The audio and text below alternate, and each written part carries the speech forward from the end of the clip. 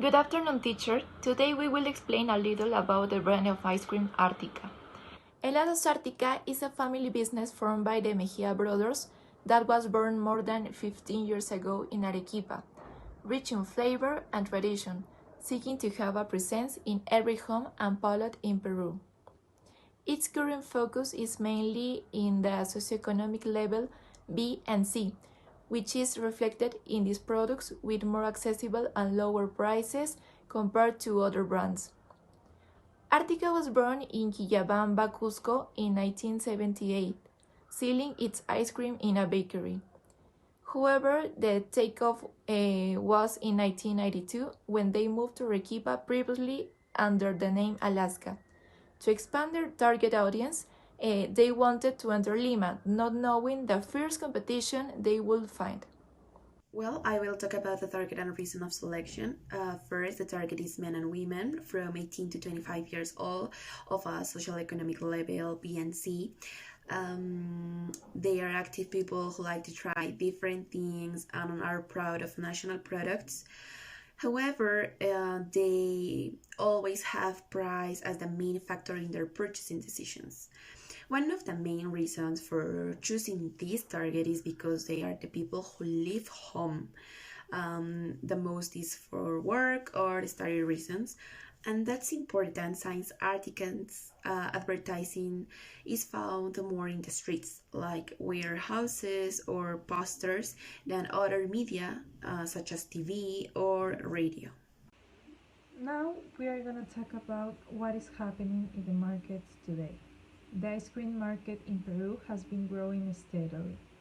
Last year it moved around $162.5 million in sales, and there was an average consumption of 1.8 liters of ice cream per person. In addition, it is estimated that by 2024, the market will reach $200 million according to Euromonitor.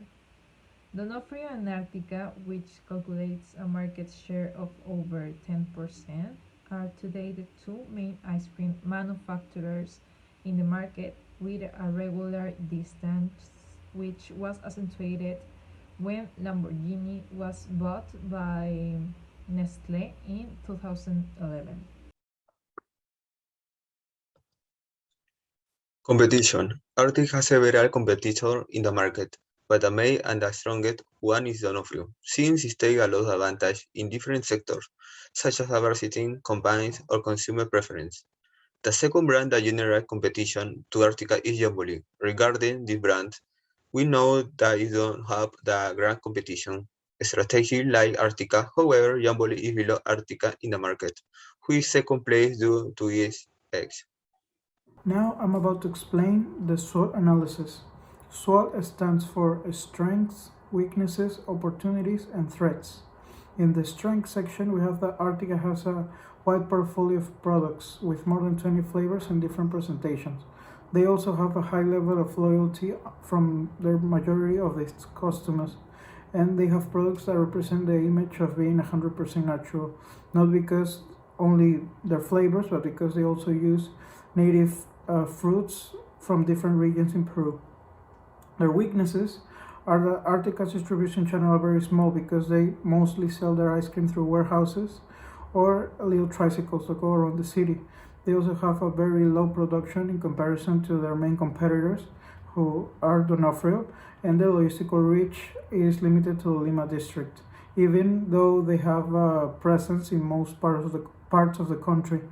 In the opportunities, we have that it's a brand 100% Peruvian, and it's recognized by its time in the market because they've been running in the ice cream business for many generations. They also are open to new advertising methods, including social networking and BTL, and they have low prices, making it more accessible to different types of customers. And in the threats, we have that it's a product that it's mostly eaten or consumed by seasons. We're talking about summer here.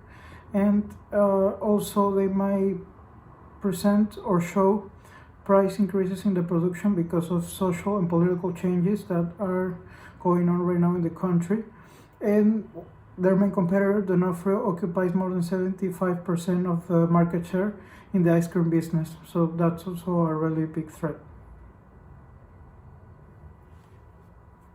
Now, I'm going to talk about the touch points. Information. Article has a strong point in the information, to be more specific in the catalog, that they show online and in the different distribution centers. Its main ingredients are usually Peruvian fruits and desserts, such as aguaje, quinoa, algarrobina, or rum with rains. Decision. On the other hand, one of the most notorious weaknesses of the campaign is a little definition in the advertisement that they show on their social networks such as Facebook and Instagram. It can be, in many cases, that they show not have completely clear message and they do not follow a campaign with defined objective. So now we are talking about the commercial problem definition. Artica is a Peruvian ice cream brand which has grown in the last few years in the country. However, one of the main problems we identified was the lack of communication they have with their customers, which has caused a pause on the brand's growth as well as on their objectives.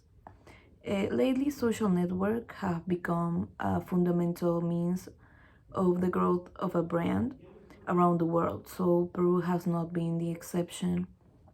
And according to Ipsos, there are 13.2 million active users on social network, which represents the 78% of the population of urban Peru.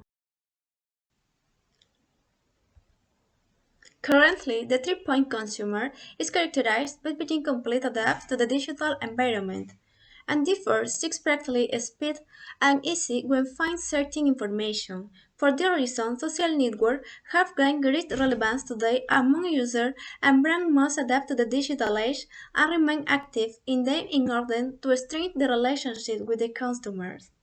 Also, Artica has a account on social network. They are not usually very interactive with their consumers. On the other hand, the advertising they handle is not attractive to the potential users, aspect we're promoting for the future ground of the brand.